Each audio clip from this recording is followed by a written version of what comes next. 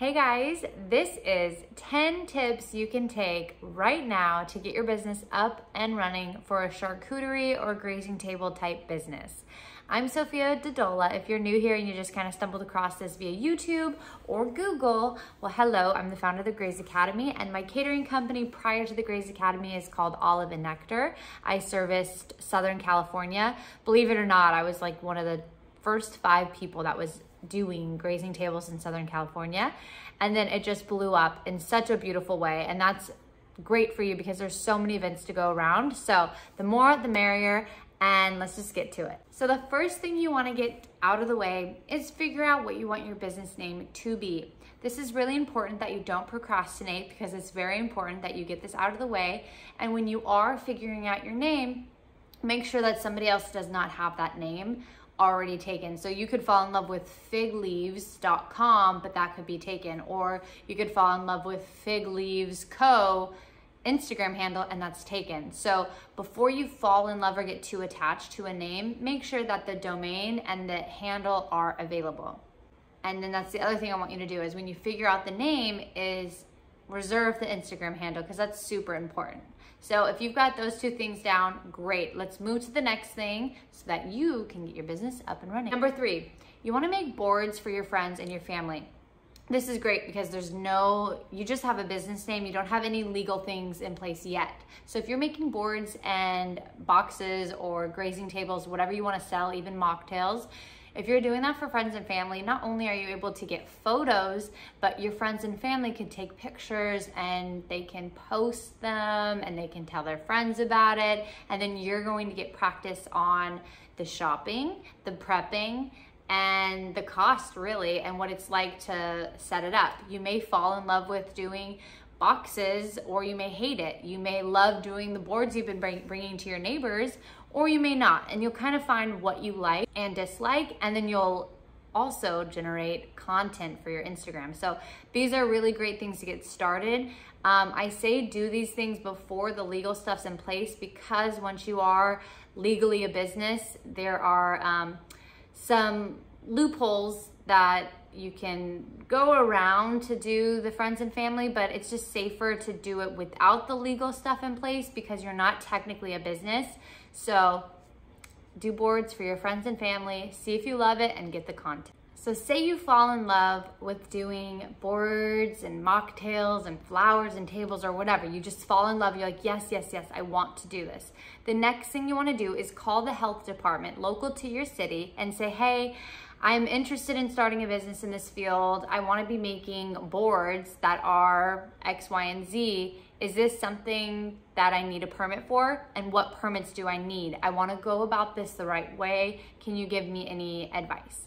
So that's a great way. Before putting any money into permits, ask them what you're supposed to do. Do they have a recommendation for commercial kitchens? Can you do a cottage food license, etc.?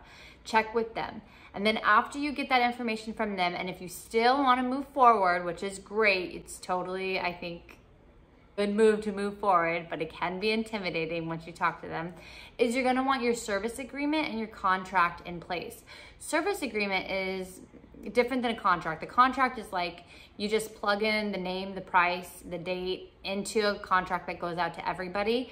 And then the service agreement is kind of, you switch it around for different people. So like you want to plug in the same things that are on the contract, but it's more detailed of like what's on the table, what's included, what's going on with weather, and what are the prices and all of that. So if you guys want a detailed service agreement and contract, you can get that actually when you sign up for Board to Business Blueprint. I show you my example contract and service agreement, and you can kind of paraphrase it and use it as a template for your business.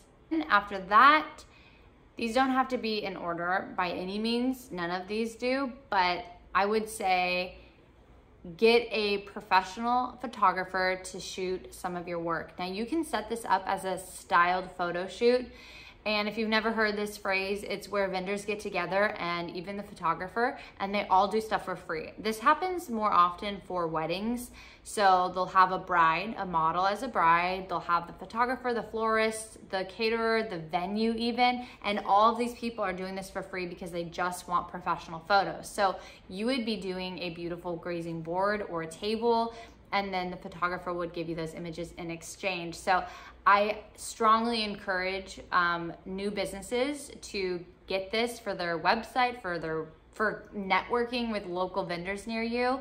And then on top of that, it's just so great to have these images, and it's experience. I got my food handlers card.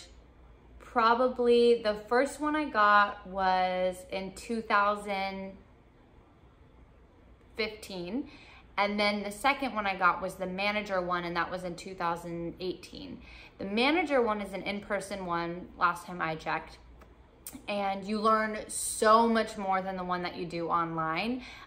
Either or are great. None of them are required. I just recommend them to everybody that I work with because you learn a lot. And I would rather set you guys up to be like the top tier caterer in this industry, the charcuterie industry, versus like someone that's just like prepping and they're not knowing what cross-contamination is and color cutting boards and how high your food should be. And like, it's really impressive when you have that education in your back pocket. So I just recommend it to everybody that food handlers, great. And the last thing to really just kind of get your business up and running is an influencer. Find a local influencer that you can work with, or you can commute, you know, I don't know, 20 minutes to an hour to go if it's worth it for you, and bring them aboard or create a grazing table for them.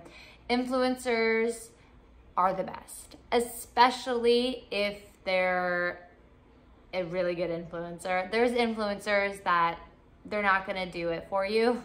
You might work with an influencer that their following doesn't care about charcuterie. They're more like into her swimsuits. If you find an influencer that you can work with, I found one when I was doing Olive and Nectar, and she took my business to another level, not only in terms of my audience and my followers, but every time I did a grazing table or board for her, if I spent out of pocket $200, if I just booked one client from that, I made my money back 5 times over, because those clients didn't want boards, they wanted grazing tables. That worked out in my favor. And that's another thing, is you guys have to know how to pitch an upsell without being too pitchy when you are talking to these clients, because sometimes people are like, oh, I want a board for 100 people.